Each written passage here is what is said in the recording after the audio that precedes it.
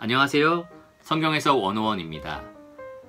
하나님의 말씀은 아무리 강조해도 지나치지 않습니다.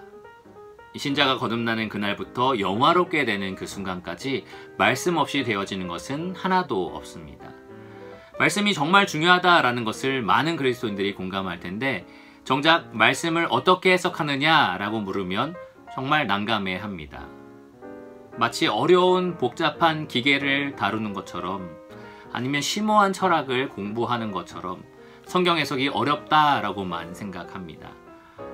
어느 정도 일리가 있는데요. 이 성경은 수천 년의 역사를 그리고 문화를 담고 있는 책입니다. 히브리어, 아람어, 헬라어, 고대 언어로 쓰여진 고대 문서이기도 하죠. 가장 최근에 쓰여진 서신서가 약 2000년 전에 쓰여졌습니다. 그러니까 참 어렵다라고 생각하는 것이 당연합니다.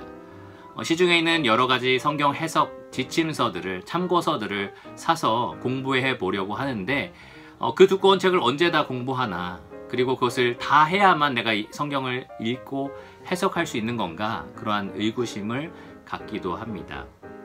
그래서 2014년 11월부터 유평교회 홈페이지에 하나의 칼럼 시리즈를 쓰기 시작했는데요. 그 시리즈의 제목이 바로 성경해석 101입니다. 그 성경해석 101의 취지는 딱 하나인데요. 바로 성경 해석의 원리를 하나씩 제공하고 그에 대한 예시를 제공함으로써 지금 바쁘고 복잡한 삶을 살아가는 현대 그리스도인들이 성경 해석을 쉽게 배울 수 있도록, 그리고 쉽게 직접 적용할 수 있도록 돕기 위한 목적을 가졌습니다.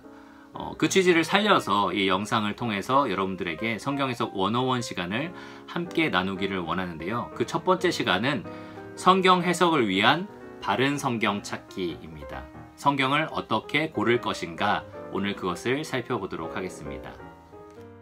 어떤 성경을 읽든지 큰 상관은 없는데요.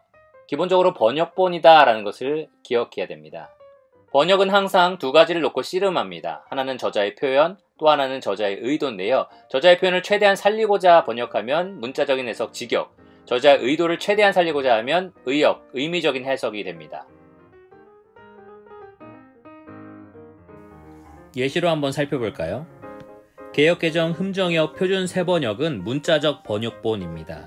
저자의 표현을 최대한 살리려고 했다라는 거고요. 원어를 그대로 살리려고 노력한 번역본입니다. 먼저 개역개정은 순전하고 신령한 젖, 그리고 구원에 이르도록이라는 표현을 원어에 최대한 맞게 살렸습니다. 흠정역은 다수 본문을 번역한 번역본인데요. 새로 태어난 아기들이라는 표현을 원문에 최대한 맞게 살렸습니다.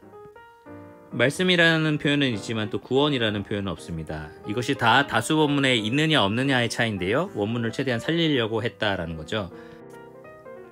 신령한이라는 단어도 없는데요. 이 다수 본문에 없기 때문입니다. 이처럼 원문은 다르지만 흠정역도 원문에 최대한 맞게 번역했다라는 것을 확인할 수 있습니다. 표준 세번역은 사모하라 라는 말보다는 그리워하십시오 라는 표현을 썼고요. 또 먹고 라는 표현을 더해서 내용을 풍성하게 만들어줬습니다. 이르러야 합니다 라는 것은 다른 번역본에 비해서는 권유형이라서 조금 의미가 약화되지만 큰 차이는 없습니다. 자, 이제 의역적 번역본을 살펴보겠습니다. 저자의 의미, 그것을 더 중요하게 생각한 번역본입니다. 먼저 바른 성경을 보면 신령한 대신 영적이라는 단어를 사용했지요. 그리고 너희가 이 저주로 말미암아 라는 말을 반복해서 사용했습니다. 하지만 의미상 큰 변화는 없습니다. 우리말 성경을 보시면 너희보다는 여러분이라는 단어가 쓰였고요. 그 외에는 직역 성경과 거의 차이가 없습니다. 마지막으로 현대인의 성경을 보시면 신령한을 빼고 대신 말씀의 젖이라는 표현을 썼습니다. 그리고 여러분의 신앙이 자라 라는 특별한 표현을 써서 의미를 더 살리려고 노력을 했습니다.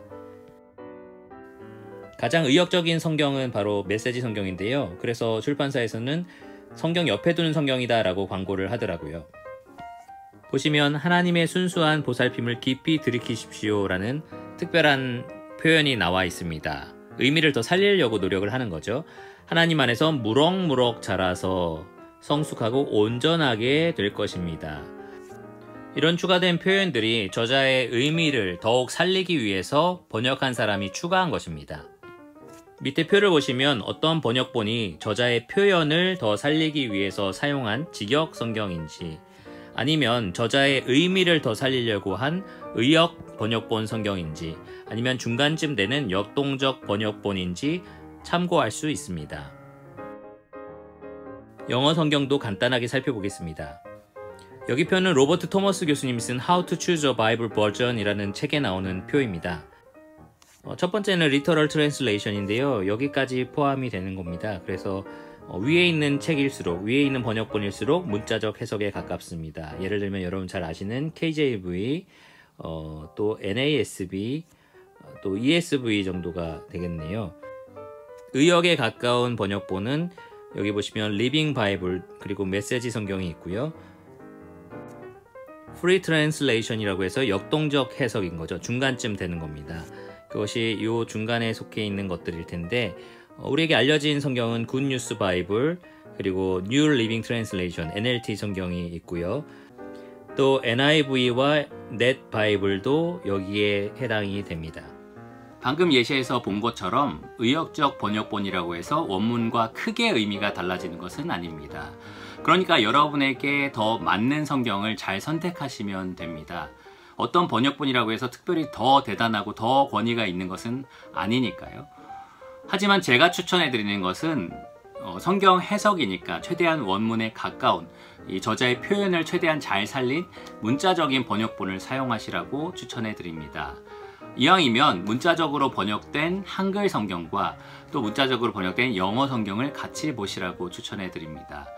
때로 영어 성경은 한글이 번역하기 어려운 그 원문의 표현을 잘 살려놓은 것이 있기 때문입니다.